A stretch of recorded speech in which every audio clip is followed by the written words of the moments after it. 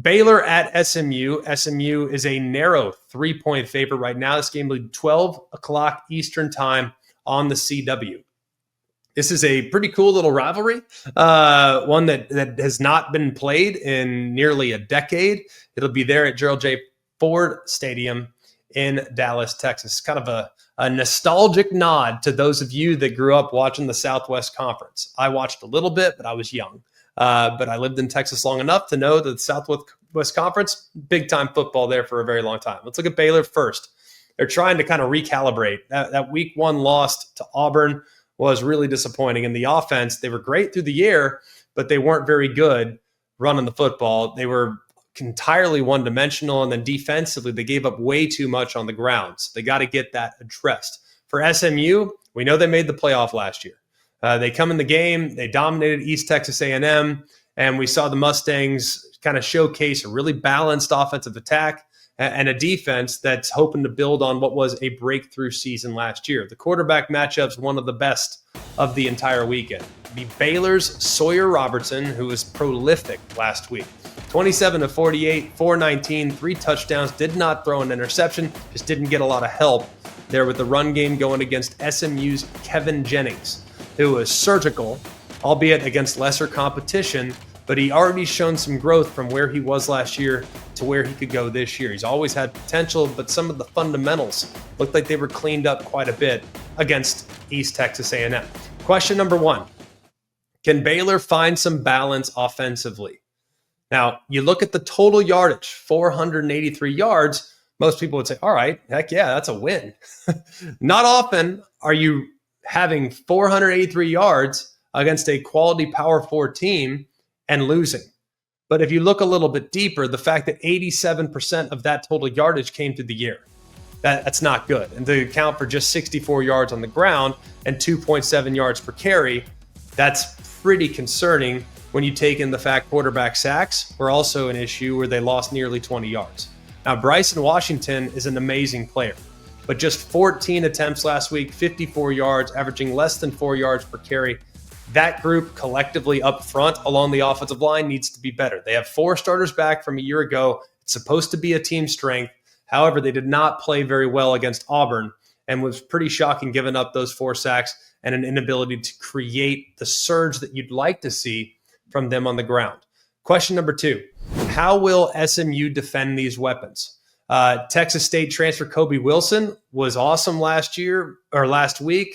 Clearly, he's a primary threat. Had 8 receptions for 134. But the guy that stood out maybe more than anybody was the 6'4" Michael Trigg, who has played in the SEC in the past. He creates a lot of matchup problems. He can really run. And anytime you have a tight end that can stretch the field vertically, that creates big issues for the opposition. SMU should understand that. They've had one. So 7 catches for 99 yards and a touchdown for Trigg. They're going to have to keep an eye on him. Defensive coordinator Scott Simmons for SMU does a great job. They kind of employ that bend, don't break philosophy. They did give up 351 total yards last week, but when you kind of look at it, they only led to 13 points.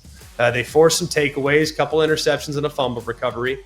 They stopped drives multiple times, even if they're giving up a little bit underneath. I would expect them to be slightly more stout. This will be a huge step up in competition for that SMU defense. Question number 3, can Baylor stop the run? Now, the biggest issue, other than the lack of balance offensively, is that Baylor could not contain Auburn's rushing attack. They gave up 307 rushing yards to Auburn on 52 carries. That's an average of 5.9 yards per attempt. And one thing that was especially disappointing is that the Auburn quarterback, Jackson Arnold, he went for 137 on the ground by himself, 2 touchdowns. And that's something that you got to be very, very aware of, because Kevin Jennings does have that ability. If things break down, he can take off. And while he's a better thrower than he is runner, he still has that playmaking ability with the ball in his hands as well. So if they don't do a better job corralling the quarterback, that could be a huge problem for Baylor as they move forward, not just in this game, but throughout the season playing against Big 12 competition. Question number 4, how banged up is SMU? Now, last week, good week 1 victory, but they lost some pieces along the way. You lose a wide receiver in Jordan Hudson, starting linebacker Alex Kilgore. Those guys get banged up. And while injuries happen and the x-rays were negative, their availability at this point is still kind of up in the air.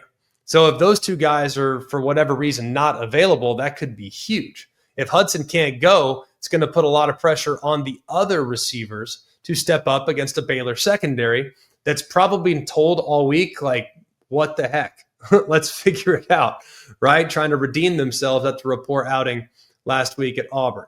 And then Kilgore's absence at the second level would be huge. He's kind of at the heart of the defense, and they would need to try to have him on the field to kind of mitigate any advantages Baylor might have in trying to create some offensive football. I'm going to take the upset here. I'm going to take the Baylor Bears. I think if you look at last week, the game was probably a little closer than you realize. They got to be better on special teams. They, of course, gave up that big return touchdown that thwarted the momentum they were trying to create. But I think Baylor has enough firepower to go into Dallas and pull off the outright upset.